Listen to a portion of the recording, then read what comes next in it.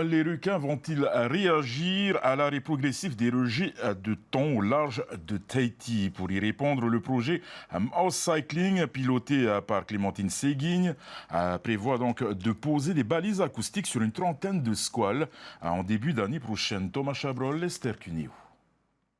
Voilà des années que les restes de la pêche au thon sont rejetés au large.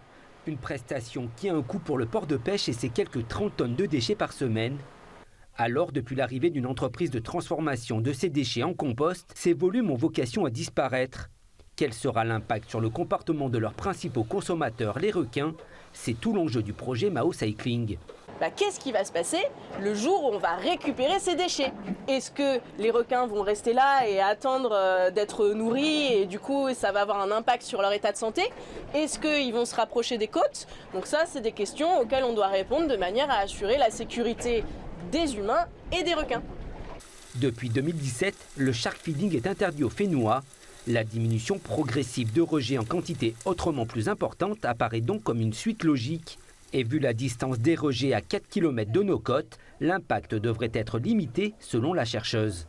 Et on est plutôt confiant par rapport à notamment ce qui s'est vu au sein du monde entier par rapport au shark feeding et aussi l'expérience qu'on en a en Polynésie. C'est-à-dire que quand le nourrissage artificiel s'est arrêté, eh bien, les requins tigres notamment ont tout de suite, vraiment dans la première semaine, totalement déserté le site où vraiment on ne les observe maintenant que très occasionnellement.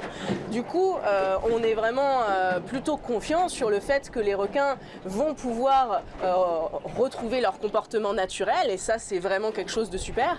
Mais effectivement, il faut le vérifier puisque là, on n'est pas sur une dizaine de têtes de thon, on est sur quand même plusieurs tonnes qui sont relarguées tous les jours. Et pour le vérifier, Clémentine et son équipe comptent insérer ces émetteurs acoustiques sous la peau d'une trentaine de requins, des requins tigres et des requins soyeux. Les animaux seront capturés lors des rejets avec des hameçons spéciaux, puis retournés sur le dos pour les placer en catalepsie le temps de faire l'incision. Ce qui est bien, c'est que les requins, ils ont une capacité de cicatrisation extrêmement rapide et du coup, eh bien, ça n'a pas d'impact sur leur état de santé, bien heureusement. Ces petits émetteurs, ces balises acoustiques qui vont avoir chacun un numéro individuel. C'est le code barre de chaque requin. Et comme ça, une fois qu'on aura inséré cet émetteur via les pêches non létales, quand notre petit requin, il va retourner vivre sa vie de petit requin et qui va passer jusqu'à 500 mètres autour de notre balise acoustique, il va pouvoir être détecté. Et on va avoir son numéro qui s'enregistre à l'intérieur. En parallèle, les plongeurs spécialisés vont poser 10 balises réceptrices dans les fonds marins, des plongées en recycleur pour atteindre de grandes profondeurs. Les récepteurs seront fixés près des côtes, dans des zones d'activité humaine, des sites de pêche sous-marine ou proches des spots de surf et des plages. Quant aux données, elles seront collectées tous les 6 mois. On sera 2 plongeurs, on va descendre à 50 mètres, déposer les balises.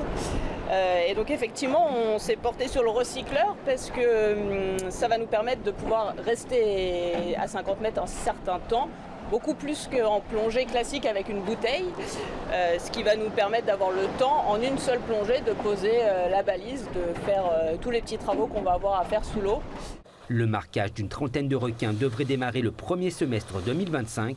Chaque requin sera aussi photographié et répertorié dans un catalogue. Ce projet scientifique permettra de collecter des données inédites et notamment sur le requin soyeux, l'espèce menacée et peu étudiée à l'échelle mondiale.